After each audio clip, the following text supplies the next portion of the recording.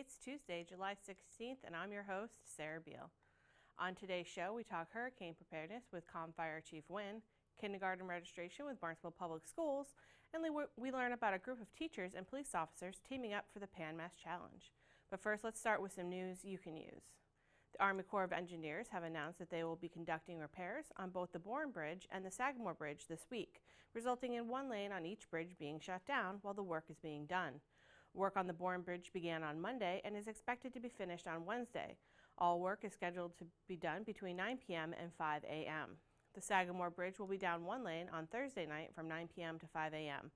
All travel lanes will be open each day outside of the work shifts occurring at night. Barnstable Public School teachers and Barnstable Police Department officers have teamed up to ride 192 miles in the Pan Mass Challenge to help those with cancer. Meet the Barnstable Land Sharks taking bite out of cancer.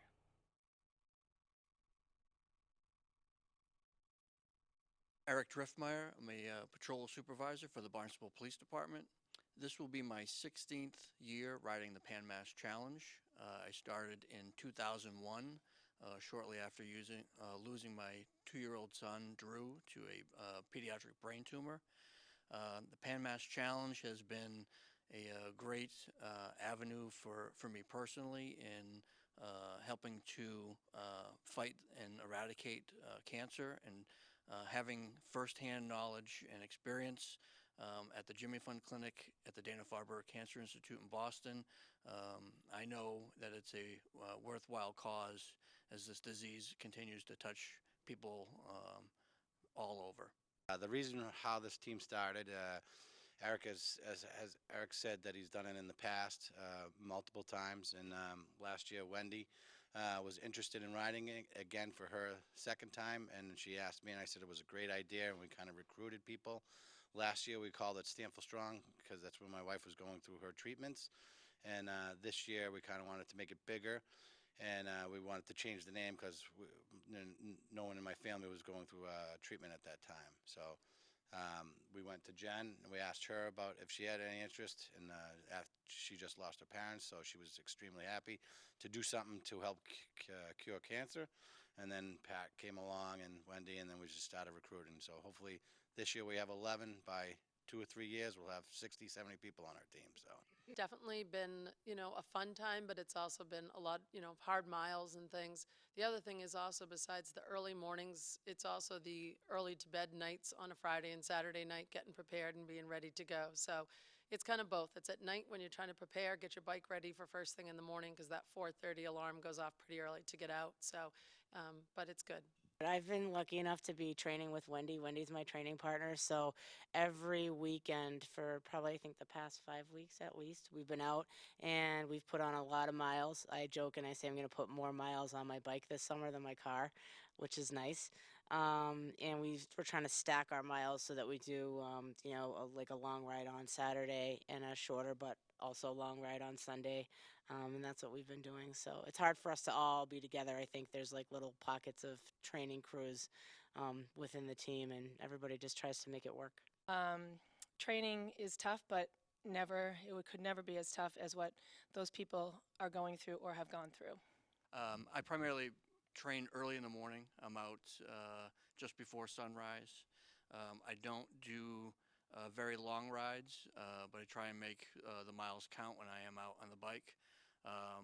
I try and ride as many times per week as I possibly can. I've learned through experience riding Pan Mass Challenge. I've done it prepared and I've done it unprepared, and I'd rather have 2 enjoyable days on a bike rather than 2 miserable days on a bike. Yes, early mornings and Saturdays in particular have been the routine. Trying to figure out the shift from training for long-distance running events, which used to be a hobby of mine, now to long-distance cycling. And there are some similarities and there are some differences. So it's a little bit of a reality check in some ways. But it's going to be fabulous, and all of us probably have to thank our families for having the flexibility to put in the time, because that time would be spent someplace else. So it is a family-wide sacrifice to get involved in something like this. So thanks to everyone at home. I sent out cards and reached out a lot on Facebook to people that I knew that were close to my dad, actually, and so I'm kind of lucky. I already met my goal, but so that makes it a little easier. But we do have a planned event at Cape Cod Beer on June 28th from 6:30 to 9:30. We're going to have a DJ. We have a ton of items that we're going to be raffling off. We're going to have a silent auction, a bag auction, and a live auction. So it's $20 to get in. My brother-in-law from East Coast Trophy has donated a number of 100 pint glasses, and he's putting our logo on them for us to sell those as well. So, we're hoping to bring in some money at this event, and more importantly, hoping people come and support our ride and support our team and have a good time. We're grateful for everybody in the community that's donated items for us to auction off. Or we have everything from boat rides to airplane rides, trips to the airport. What else do we have? The community has been, yes, a lot of sports memorabilia. We have people volunteering to donating food for the event. So we're grateful for the community supporting us. I would just say that the town of Barnstable, I think, is unique in that since we live on a peninsula here, it seems to be the same businesses that get tapped for a lot of these types of events. And while the town has some folks who have done quite well in terms of their business operations, and they've been very successful, looking out over the Astro Park, I'm looking at many of their business logos right now. These folks always say yes. And without getting into any names as to who they are, I think people know who those givers are. And it seems that many of them have half of their work is building houses or painting or selling sporting goods or whatever, landscaping or whatever they do. And it seems that the other half of their business is philanthropy. And we have a fantastic number of those folks in town. And they want to know when events like this are happening, and they want to support. So without getting into any names, they know who they are. And thank you very much to that behind-the-scenes network of philanthropists here in the town of Barnstable. What I would like to do is have people come out on the first weekend of, actually it would be Sunday, the first Sunday in August, and support us, cheer us on. That is the biggest, get goosebumps right now, the goosebumps when you're riding, having the people cheer you on. So I agree with Dennis, and I'll kind of echo those sentiments. I've ridden this ride several years, 192 miles total over 2 days, Sturbridge to Provincetown. I can't think of, I actually have most of the route is ingrained in my memory. I know it. And I cannot think of a stretch of that road over 192 miles when you don't see somebody out there holding a sign, encouraging a family member, a team, what have you. The people on the side of the road is what keeps the people on the bikes going, and without them, it would not be the event that it is. It will be a great ride. We've, definitely putting in training and things, but it's just the memories and all the parts that people have helped us with along the way and all the encouragement they've given us. And watching friends like Denny and Mike train last year, it was something I really wanted to become a part of. My two children got to see what an amazing event it was, and we were kind of on the sidelines as support crew last year, but this year it's time to ride, so I'm looking forward to being with this team. My name is Kim Salos, and I am riding in memory of my niece who passed away from cancer, and two of my daughter's best friends passed away from cancer when they were teenagers, and all of my friends and family who have been touched by cancer, and everyone that has been touched by cancer. I'm Pat Clark. I'm principal here at Barnstable High School, and I'm riding in honor of my father, who passed away at age 61 from pancreatic cancer. Also, Barnstable High School in particular seems to have a disproportionate number of families who have handled cancer-related issues. So not only will some of the tassels hanging off of my helmet identify my father's name, it'll be the names of many of the families here of our teachers at Barnstable High School. My name is Wendy Holland, and I'm riding in memory of my brother-in-law who passed away 3 years ago. I'm also riding in support of my teammates and the community. My name is Jen Parkas Ellis. I'm the supervisor for the Community Impact Unit for the Barnstable Police Department. I'm riding for the first time this year in memory of my dad and my mother-in-law who passed this fall. Also for the survivors in my life, including my mother, my father-in-law, my sister-in-law, and my aunt. My name is Wendy Johnson. I'm a math teacher here at Barnstable High School, and this is my first year riding Pan Mass. I'm riding in for my mom, who is a breast cancer survivor, and I have had many students at this point that have passed away from cancer, and a lot of other family members that have gone through this, and friends, and also for the Stamfells and everybody on this team who has lost very close people to them. My name is Dennis Stanfield. I'm a Barnstable police officer. I'm also the school resource officer at the Barnstable High School. I am a two-time survivor of cancer. I had non-Hodgkin's lymphoma, a large diffuse B cell, and I had thyroid cancer. My wife is a survivor of breast cancer, and that is basically one of the main reasons why I'm riding is to stop and find a cure for stop cancer and find a cure. Barnstable Land Sharks taking a bite out of cancer. If you'd like to donate to the Land Sharks Pan Mass team, you can find them on Facebook by searching Barnstable Land Sharks. Governor Charlie Baker has proclaimed July 14th to the 20th to be Hurricane Preparedness Week to emphasize the Commonwealth's vulnerability to tropical storms and hurricanes and the importance of preparing for the potential impacts on the state's residents, homes, businesses, and infrastructure. We encourage all residents to prepare for the impacts of a tropical storm or a hurricane, said MEMA Director Samantha Phillips. Tropical systems can cause storm surge in coastal areas and heavy inland rainfall, flooding, and destructive winds in all parts of the state. Centerville, Osterville, Marston's Mills Fire Chief Mike Wynn joins us to give Barnstable residents some tips on what to do if and when a hurricane strikes. The best advice we have is to be aware, and I know it sounds cliche in Awareness Week, but really pay attention to what's coming as far as weather reports, messages from your elected leaders, and public safety messages from the departments that respond. These folks take a great deal of time, energy, and hard work in making sure we get the best, most accurate, up-to-date information out to our residents and our guests. And it's important for you to pay attention to what those messages say or recommend. When we think about preparedness, the first thing I would recommend is if you live in our district, you should know your zone. And knowing your zone means where are you if there's a flood. Those maps are on our website, they're on the MEMA website. They're available for everyone to see and look at and really consider what would happen to where you live if we were to have a hurricane such as the one bearing down on the Carolinas and the Virginia coast. What would that mean? And it's easy to see online. Know your zone is a very important component. The next component I would think about is the ability to be self-sufficient. If we have a major weather emergency and you have to be self-reliant, that's going to require you to prepare for 3 to 4 days of fresh water, food, and have a contact off Cape that can check in on you in the case communication systems go down. So you have some way of communicating, if you can, with someone off Cape who could relay messages to us. If folks are asked to evacuate, it's not because we want to hinder you or burden you. It's because we may not be able to respond to your location should there be an emergency.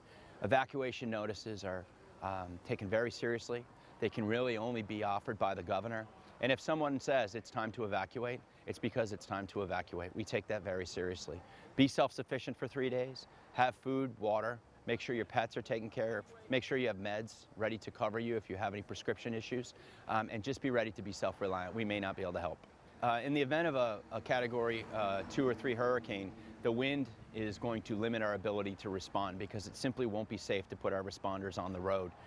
We will take every response on a risk-based assessment, and there may be times where due to weather, water, flood heights, street closings, we may not be able to get out and effect aid if requested.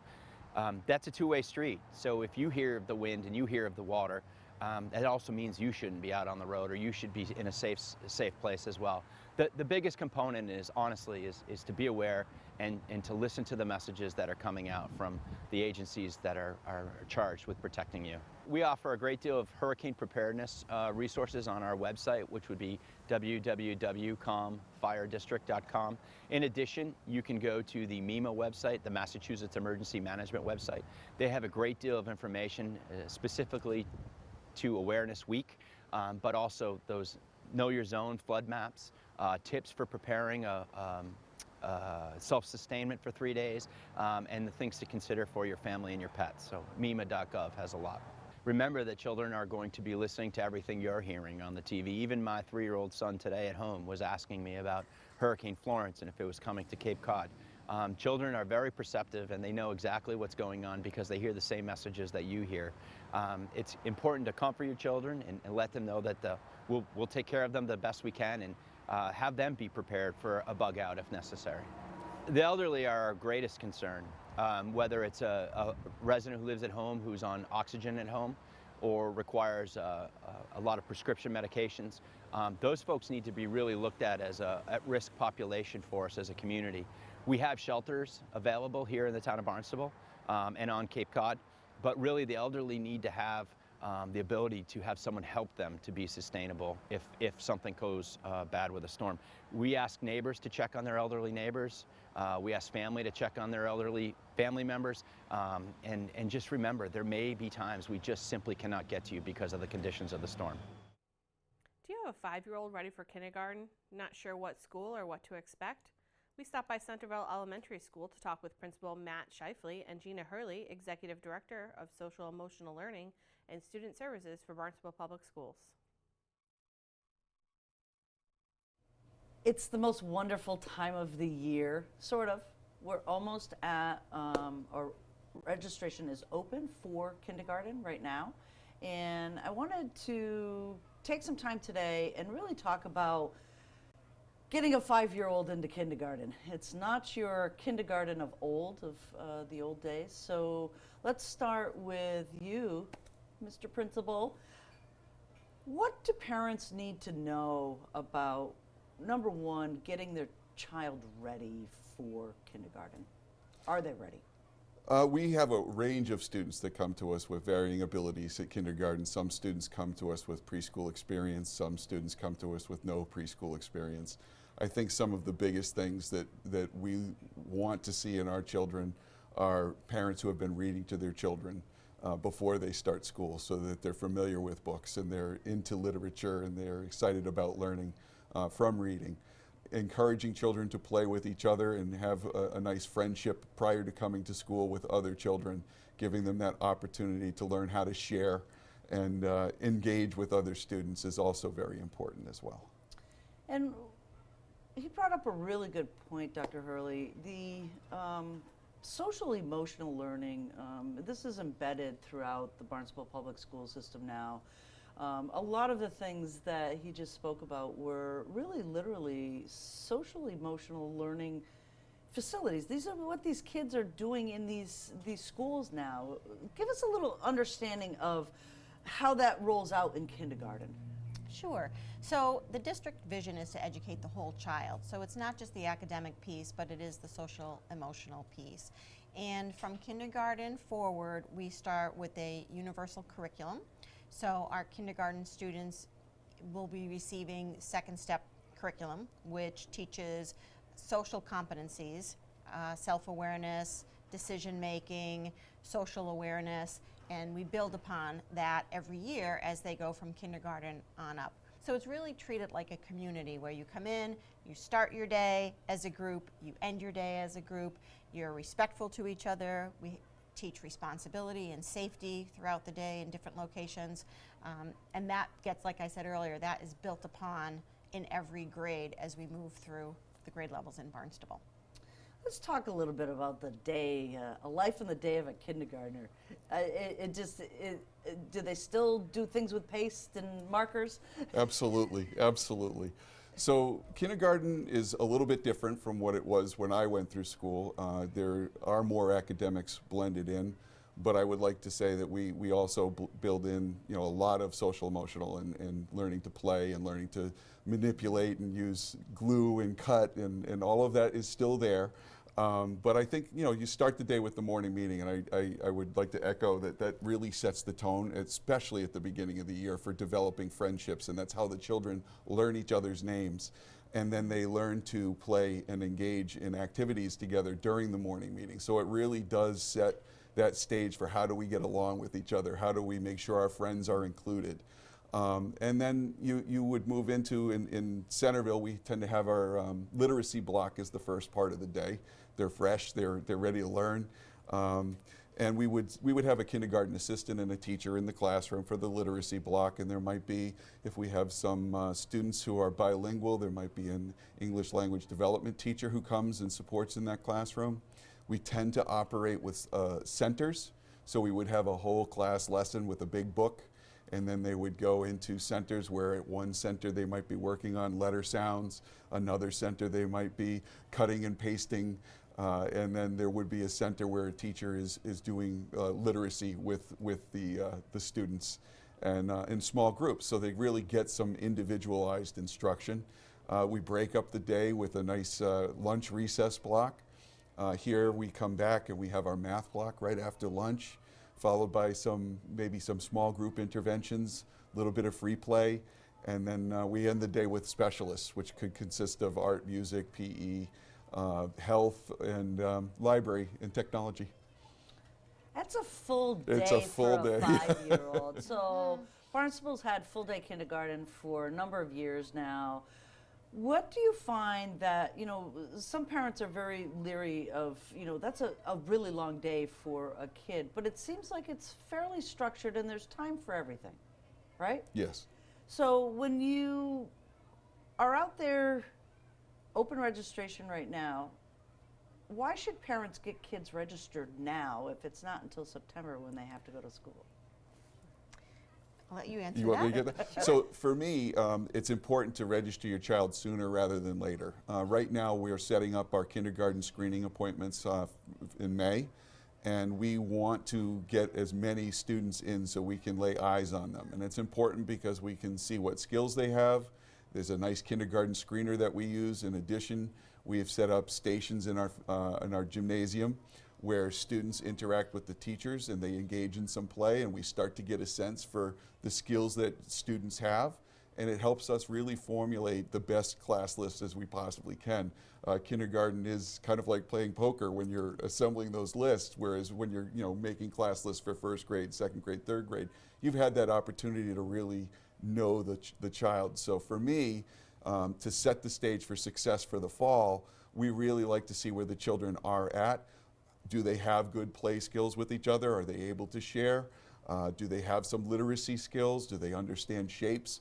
It's really helpful for us to help develop our class lists. What do parents do or guardians do when they have questions about registration?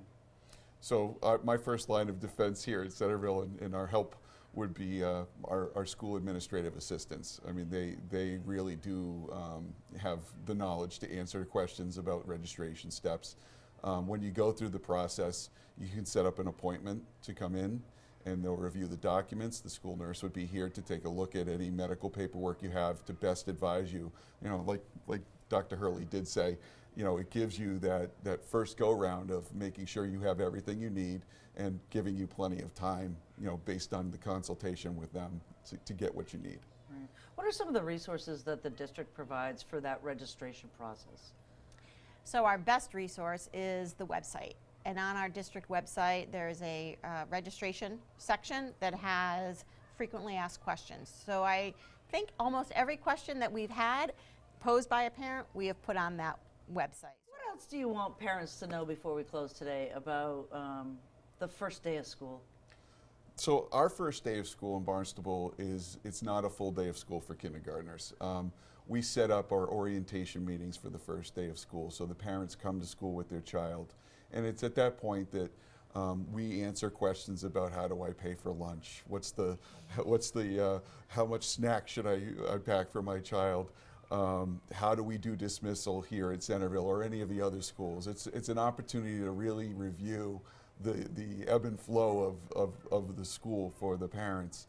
While we're meeting with the parents as a front office team, the teachers take the children to the classroom so that when they do come without their parents that next day, they know where their classroom is, they know where their hook is. They've had a little time to socialize with each other, and we even set up a small recess for them on that orientation day where they go outside with the assistants and they spend some time playing on the equipment and really getting to know what does it look like when we make a line. So all of that happens during the orientation process. Anything else you would like to add?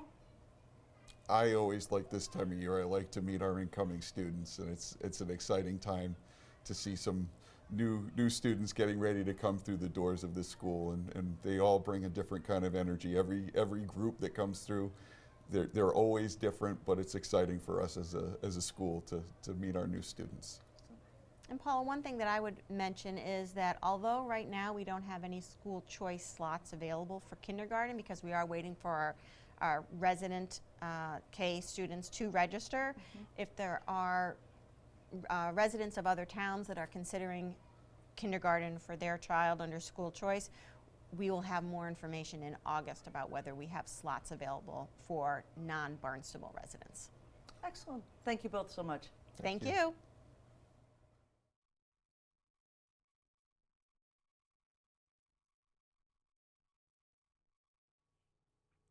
Now let's take a look at this week's board, committee, and commission schedule.